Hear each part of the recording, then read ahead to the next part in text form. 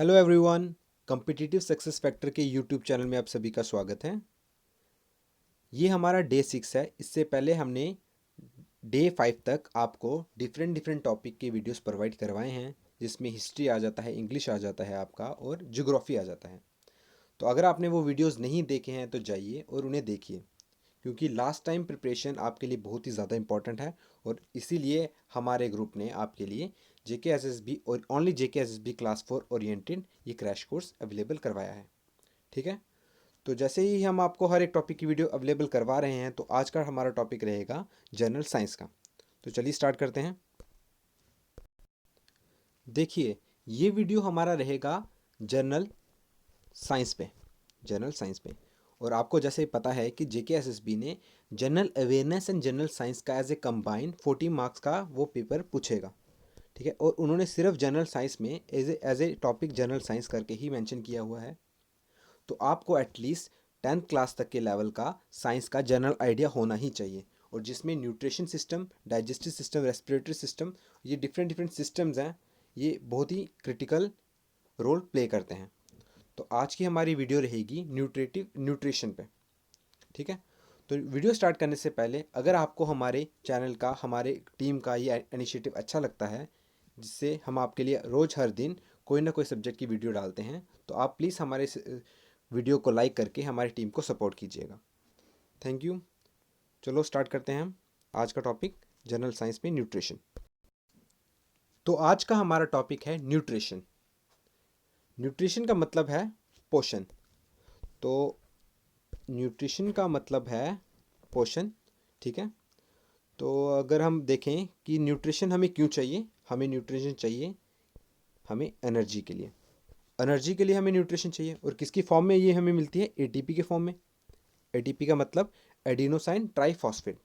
ठीक है, आपके लिए जो बेसिक आइडिया है मैं आपको बताऊंगा, आपको इतना ही याद रखना है आपके एग्जाम्स के लिए। तो जो एनर्जी है हमें मिलती है कैलोरीज में। जो हम कोई भी खाना खाते हैं, या फिर कोई सामान बाजार से कोई खाने का सामान लेते हैं, तो उसमें इन दी फॉर्म ऑफ कैलोरीज में लिखा होता है ना कि आपको इसमें इतनी कैलोरीज ऑफ एनर्जी है, इसमें ये इतना ग्राम ऑफ कार्बोहाइड्रेट्स है, मतलब फैट्स हैं, सॉरी। तो और डिफरेंट डिफरेंट उनके न्यूट्रिशन दिए होते हैं कि कितना इसमें फैट्स कितना है, प्रोटीन कितना है, मिनरल कितना है, विटामिन कितना है, ये आपको प्रोवाइड किए जाते हैं उसमें। ये इसलिए किए जाते हैं क्योंकि उसमें पता है कि आपको जो भी वस्तु खा रहे हो ना, तो उसमें किसकी न्यूट्रिशन की क्या क्या क्वांटिटी में वो प्रेजेंट है। ठीक है, तो मेन न्यूट्रिशन, अब मैं क्या बता रहा था आपको, कि जो न्यूट्रिशन है वो किस किस फॉर्म में मिलेगा आपको? एटीपी के फॉर्म में मिलेगा, और ये मिलता है कैलोरीज में। ठीक है, तो अब यहाँ से कंफ्यूज ना हो जाना कि जो कैलोरीज है, जो एनर्जी का यूनिट क्या है? कैलोरीज। तो आप यहाँ से कंफ्यूज नहीं हो जाना कि जो एनर्जी है, आपने तो बताया कि एनर्जी का यूनिट है जूल। ठीक है, तो आप अभी कैलोरीज बोल रहे हो। जी हाँ, एनर्जी का यूनिट जूल भी है और कैलोरी भी है। ठीक है, तो जो ह्यूमन है, एक an average human male body है, उसमें 24 to 28 कैलोरी 100 कैलोरीज रिक्वायरमेंट होती है डेली की। और आप एन एवरेज 2800 कैलोरीज लेके चलिए, और जो एथलीट होते हैं ना, उनको उससे ज़्यादा कैलोरीज की रिक्वायरमेंट पड़ जाती है। तो उनका कम से कम 3200 के करीब उनको कैलोरीज की पर डे की रिक्वायरमेंट होती है, क्योंकि वो ज़्यादा वर्क करते हैं। ठीक है, फिजिकल वर्क उनका ज़्यादा होता है। ठीक है, और जो मेल है, सॉरी मेल का मैंने मेल का बता दिया, फीमेल का 1800 to 2000 कैलोरीज उनको रिक्वायरमेंट होती है।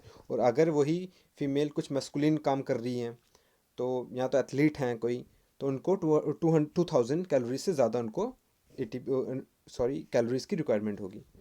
ठीक है, तो मेन न्यूट्रिशन सिस्टम में क्या क्या आता है? कार्बोहाइड्रेट आता है, फैट्स आते हैं, प्रोटीन आते हैं, मिनरल्स आते हैं, विटामिन आते हैं, न्यूक्लिक एसिड आते हैं। ठीक है, तो आपको बस इतना याद रखना है, जो आपको कार्बोहाइड्रेट, फैट्स एंड प्रोटीन है ना, वो आपके एसेंशियल फूड्स में आते हैं। बाकी भी फूड्स एसेंशियल है, बट इतने इंपॉर्टेंट नहीं है आपके लिए। जो इसेंशियल फूड्स में सिर्फ ये 3 एलिमेंट्स आपके आते हैं: carbohydrate, fats, vitamin, sorry carbohydrates, fats, protein. ठीक है, तो नेक्स्ट करते हैं, हम पढ़ते हैं सबसे पहले कार्बोहाइड्रेट के बारे में। जो जो कार्बोहाइड्रेट है वो क्या है? वो है मॉलिक्यूल, किससे बन के बना है? वो कार्बन, हाइड्रोजन और ऑक्सीजन। और ये इनका आपस में रेशियो क्या रहता है? इनका आपस में रेशियो रहता है, इनका आपस में रेशियो है 1:2:1। मतलब एक कार्बन का एलिमेंट कंबाइन होगा 2 हाइड्रोजन के साथ और एक ऑक्सीजन के साथ, जिससे ये एम्पेरिकल फार्मूला बनाएंगे CH2O। ठीक है, तो इन्होंने जब ये बनाया तो ये बन गया आपका कार्बोहाइड्रेट का एम्पेरिकल फार्मूला। तो अब आपके लिए जानने के लिए, एग्जाम के लिए और पॉइंट ऑफ व्यू से क्या इंपॉर्टेंट है, जो कार्बोहाइड्रेट है आपका वो मेन सोर्स ऑफ एनर्जी है, जिसमें आपकी बॉडी की 50 से 75% की एनर्जी है ना, वो कार्बोहाइड्रेट से आती है। इसका सोर्स क्या है, वीट, राइस, मेज, millet, potato, turnip, beetroot etcetera, ये मेन सोर्स है आपको कार्बोहाइड्रेट का। ठीक है, और ग्लूकोज, ग्लूकोज का याद रखना आपको, ग्लूकोज को शुगर भी कहा जाता है। उसका मॉलिक्यूलर फार्मूला क्या है, ये आपको पूछा जाएगा एग्जाम में, पूछा जा सकता है मतलब, C6H12O6। ठीक है, तो कार्बोहाइड्रेट के टाइप को आपको हल्का हल्का याद रखना है। ठीक है, आपको पता होना चाहिए कि क्या पूछ रहा है वो। जो कार्बोहाइड्रेट के टाइप है, एक आता है सैकराइड, दूसरा आता है डाइसैकराइड, तीसरा आता है पॉलीसैकराइड्स। ठीक है, तो साइक्राइड्स में भी क्या आते हैं आपके, फ्रक्टोज आता है, ग्लूकोज आता है, ग्लैक्टोज आता है। और जो डाइसैकराइड्स है वो आता है सक्रोज आता है, माल्टोज आता है, लैक्टोज आता है।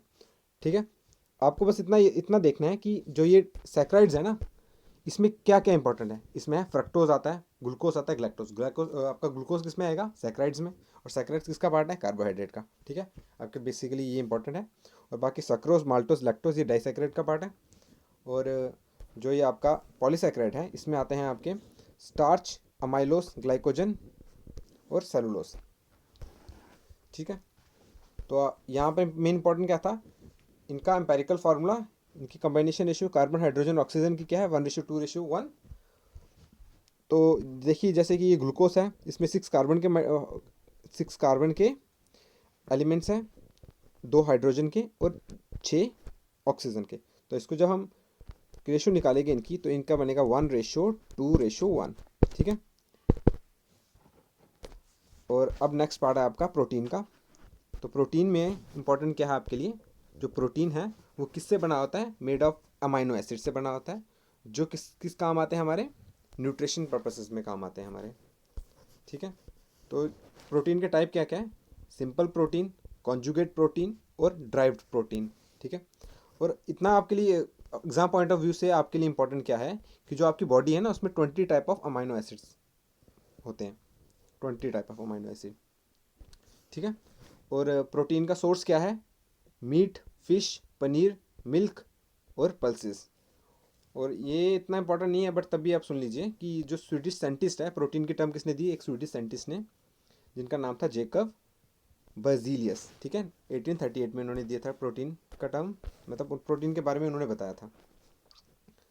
तो प्रोटीन का मेन फंक्शन क्या हो गया, ग्रोथ में हेल्प करता है ये, सिंथेसिस ऑफ सेल में काम करता है, टिश्यू कल्चरिंग में काम करता है ये, और क्या करता है, act as a biological catalyst, किसी रिएक्शन को फास्ट करवाने में ये उसका काम करता है, किसका, प्रोटीन हेल्पफुल है मतलब। ठीक है, तो ये आ गया आपका प्रोटीन का। नेक्स्ट करते हैं हम, नेक्स्ट है आपका फैट्स। फैट्स में आपका आता है, 2 मिनट, फैट्स क्या है, फैट भी आपका एनर्जी का सोर्स है। तो ये क्या करता है, स्टोर करता है आपकी जो आपकी बॉडी के अंदर की एनर्जी है ना, वो किस में स्टोर होती है, फैट के फॉर्म में। आप देखते हैं जैसे कि अन्ना हजारे जी ने अनशन किया था, महात्मा गांधी जी ने अनशन किया था, तो वो उन्होंने इतने दिन तक अनशन जब अपना रखा, तो उनकी एनर्जी आई कहाँ से, वो खाते तो कुछ नहीं थे, बट उनकी बॉडी के अंदर की जो एनर्जी है ना, वो उसे यूटिलाइज करते थे इन दी फॉर्म ऑफ फैट। जो उनके अंदर का फैट था ना, वो उसे यूटिलाइज करते थे इस टाइम। तो ये क्या है, ये भी है combination of glycerol and fatty acid. जो फैट्स है वो कॉम्बिनेशन किसका है, ग्लाइसरॉल और फैटी एसिड। ये पार्ट इंपॉर्टेंट है आपके लिए। ठीक है, आप इसे नोट कर लीजिए या तो स्क्रीनशॉट ले लीजिए। हम आपको पीडीएफ की फॉर्म में अपने टेलीग्राम चैनल में ये पीडीएफ सारी प्रोवाइड करवा देंगे, आप विजिट कीजिए। आप इसका पीडीएफ का डिस्क्रिप्शन और टेलीग्राम चैनल का डिस्क्रिप्शन बॉक्स में आपको मिलेगा, तो आप वहाँ पर विजिट करके देख सकते हैं। तो फैट के टाइप क्या है, एनिमल फैट, वेजिटेबल फैट, ये 2 टाइप है फैट के। फैट हमारी बॉडी को पर्टिकुलरली ऑयल के फॉर्म में मिलता है, जैसे कि milk, paneer, butter, egg mill in the form of oil, ये हमें फैट मिलेगा। और वेजिटेबल ऑयल की फॉर्म में मिलेगा। ठीक है, सोर्स क्या है इसके, vegetable oils like coconut, almond, sunflower, ये इनका सोर्स है। ठीक है, तो फैट के लिए आपको जो इम्पोर्टेंट है एग्जाम में पूछी जाती हैं, ये चीज़ इंपॉर्टेंट है कि जो फैट है ना वो कम्प्लीटली इनसॉल्युबल इन वाटर है। मतलब पानी में अगर आप फैट को डालोगे तो वो घुलेगा नहीं उसमें, और जो उसे डालोगे अगर ऑर्गेनिक सॉल्वेंट में डालोगे तो वो घुल जाएगा। जैसे कि ऑर्गेनिक सॉल्वेंट कौन से, क्लोरोफॉर्म, बेंजीन, पेट्रोलियम, इसमें ये घुल जाएगा, सॉल्युबल हो जाएगा। ठीक है, फैट के लिए आपके लिए फैट इतना ही इंपॉर्टेंट है। फिर आता है आपके लिए विटामिन। जो विटामिन है आपके लिए वो बहुत इंपॉर्टेंट है, क्योंकि आप हम अपनी बॉडी में डिफरेंट डिफरेंट सोर्स है, हमारा बॉडी, हमने देखा है कि हमारी बॉडी में डिफरेंट डिफरेंट विटामिन की कमी से कुछ डिजीज़ होती हैं, इसलिए ये हमारे लिए बहुत ही ज़्यादा इंपॉर्टेंट है। तो उससे पहले हम पढ़ लेते हैं जो विटामिन है। ठीक है, तो ये किस फॉर्म में आपको मिलेगा, ये A B C D ऐसे कुछ टर्म हैं जो हम विटामिन को डिफाइन करने के लिए यूज़ करते हैं। ठीक है, तो ये देख लेते हैं, इसके बारे में पहले हम पढ़ लेते हैं। जो विटामिन है ये क्या करता है, ये कंट्रोल एंड रेगुलेट करता है मेटाबॉलिक एक्टिविटी हमारी बॉडी की। ठीक है, तो इसके बारे में जान लेते हैं कि ये जो है ना विटामिन है ना वो सॉल्युबल है वाटर में, और फैट में भी ये सॉल्युबल है।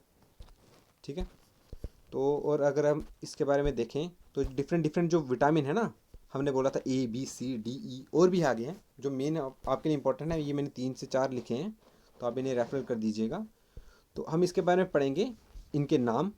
ठीक है, इनके केमिकल नेम, इस हम तो विटामिन ए बोलते हैं बट इनका अपना केमिकल नेम कुछ होता होगा, उससे कुछ डिजीज़ होती होगी, और इनका सोर्स क्या होता होगा कि जिससे हम डिजीज़ को दूर कर सकें, या इसका सोर्स को जो हमारी बॉडी में इनकम्प्लीट है उसे पूरा कर सकें। सबसे पहले विटामिन ए, ये हमारे लिए बहुत ही ज़्यादा इंपॉर्टेंट है। इसका केमिकल नेम है विटामिन ए का रेटिनॉल। इसकी कमी से होता क्या है, इसकी कमी से नाइट ब्लाइंडनेस होता है, मतलब आप देख नहीं सकते, अंधे अंधे होने के शिकार बन सकते हैं। तो इसका सोर्स क्या है, इसका सोर्स है milk, egg, green vegetables, fish, liver oil, ये इसका सोर्स है। ठीक है, तो vitamin A maximum question exams में पूछा गया है, तो आप याद रखिएगा कि विटामिन ए की कमी से क्या होता है, नाइट ब्लाइंडनेस। ठीक है, और जो विटामिन बी है, विटामिन बी, इसका केमिकल नेम क्या है, थायामाइन। इससे क्या बीमारी होती है, बेरी बेरी नाम की एक माल न्यूट्रिशन टाइप की एक बीमारी है, जिसमें आपकी बॉडी हड्डियां मतलब दिखती हैं, मतलब स्किनी टाइप की आपकी स्किन हो जाती है। ठीक है, तो इसका सोर्स क्या है, groundnuts, liver, vegetable, eggs etcetera, ये इसका सोर्स है। वैसे ही आप पढ़ लीजिएगा जो विटामिन सी का केमिकल नेम है एस्कॉर्बिक एसिड। विटामिन डी का केमिकल नेम है कोलियोसियोफिरोल। सॉरी, अगर माफ़ कीजिएगा अगर मैं कुछ गलत पढ़ रहा हूँ, तो आप पढ़ लीजिएगा इसे। ठीक है, तो इससे कौन सी प्रॉब्लम होती है डेफिशिएंसी से, रिकेट। ठीक है, तो जो लाइनिंग हो जाती है ना बच्चों में छोटी छोटी, मतलब लाइनिंग रिकेट्स टाइप की, मतलब ऐसे धार बन जाती है, तो ये इसकी कमी से होता है। और विटामिन ई से क्या होता है, विटामिन ई का नाम है ये, अब इसे पढ़ लीजिएगा। और इसकी डिजीज़ है ब्लड क्लॉटिंग, आपका मतलब जख्म आने में देरी होती है। ठीक है, तो उसके बाद हम पढ़ते हैं न्यूक्लिक एसिड। ठीक है, न्यूक्लिक एसिड तो फिलहाल के लिए आप रोज़ ही सुनते होंगे कुछ ना कुछ इसके रिलेटेड न्यूज़। ठीक है, तो न्यूक्लिक एसिड के दो टाइप होते हैं, एक होता है डीएनए और एक होता है आरएनए। ठीक है, ये क्या करता है, जेनेटिकल इन्फॉर्मेशन स्टोर करता है हमारी बॉडी में। जैसे डीएनए का फुल फॉर्म क्या है, डीऑक्सी राइबो न्यूक्लिक एसिड। ठीक है, आरएनए का राइबो न्यूक्लिक एसिड, वैसे ही आरएनए। और हम जो कोरोना वायरस पढ़ रहे हैं आजकल, तो वो एक आरएनए टाइप का वायरस है। ठीक है, आपको इतना याद रखना है, ये आपको पूछा जा सकता है क्वेश्चंस में। तो जो न्यूक्लिक एसिड है वो क्या करता है, पॉलीमर ऑफ न्यूक्लियोटाइड्स है of carbon, hydrogen, nitrogen, oxygen and phosphorus. ये क्या करता है, ये जेनेटिकल इंफॉर्मेशन हमारी बॉडी में स्टोर करता है, और control formation of enzymes and synthesis of protein. ये क्या करता है, जो एंजाइम्स हैं उनको कंट्रोल करता है, उनकी फॉर्मेशन को कंट्रोल करता है, और प्रोटीन बनाने में हेल्प करता है। ठीक है, तो नेक्स्ट करते हैं मिनरल्स। मिनरल्स किस काम आते हैं, मिनरल्स आते हैं control, regulate and various metabolic activities को कंट्रोल करना। ठीक है, उनको रेगुलेट करने, इस काम में किसकी हेल्प से होते हैं, मिनरल की हेल्प से होते हैं। और हमारी बॉडी में मिनरल किस किस फॉर्म में हमें प्रेजेंट मिलते हैं, ये सोडियम के फॉर्म में मिलते हैं, फास्फोरस के फॉर्म में मिलते हैं, आयोडीन के फॉर्म में मिलते हैं, जिंक के फॉर्म में मिलते हैं, पोटेशियम के फॉर्म में मिलते हैं, आयरन के फॉर्म में मिलते हैं, मैग्नीशियम के फॉर्म में मिलते हैं, कोबाल्ट के फॉर्म में मिलते हैं। ठीक है, और ये है सारे मिनरल्स और उनके सोर्सेज।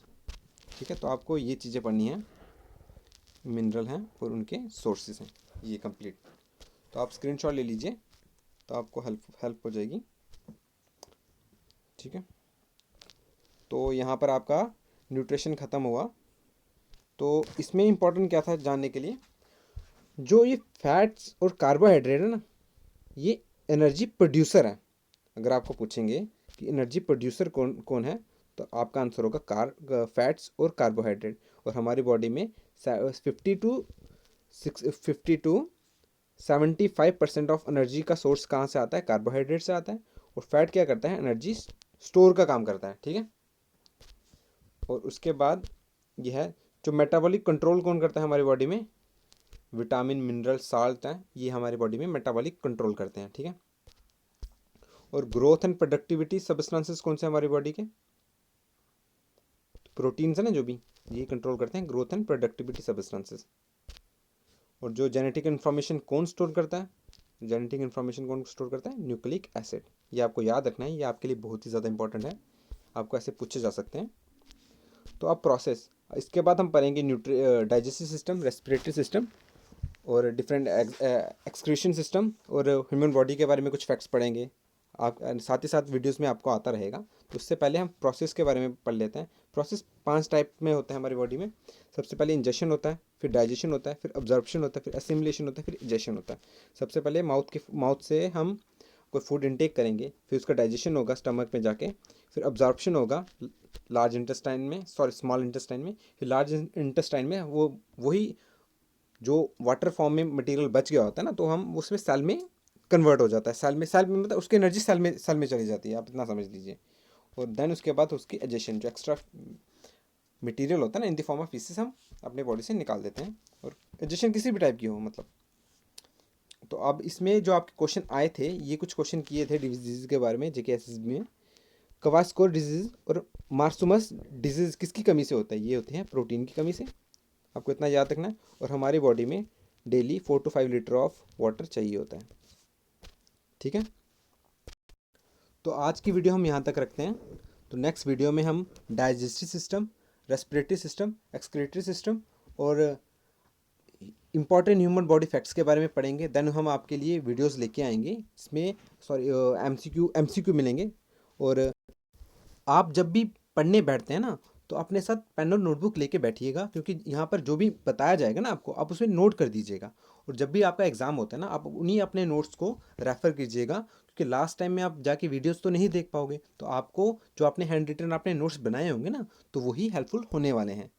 तो ठीक है, तो अगर आपको हमारा ये इनिशिएटिव अच्छा लगता है, हमारा और हमारी टीम की तरफ से, तो आप हमारी वीडियो को ज़रूर सपोर्ट कीजिए, हमें सब्सक्राइब कीजिए, लाइक कीजिए, और आप अपनी क्वेरी कमेंट करके हमें बताइए। और हमारे चैनल में डिफरेंट अपडेट्स JKSSB के रिगार्डिंग कुछ भी हो, तो आपको आप तक प्रोवाइड की जाती हैं। ठीक है, तो आप मिलते हैं नेक्स्ट वीडियो के साथ। तब तक के लिए take care, stay tune, stay connected. Thank you.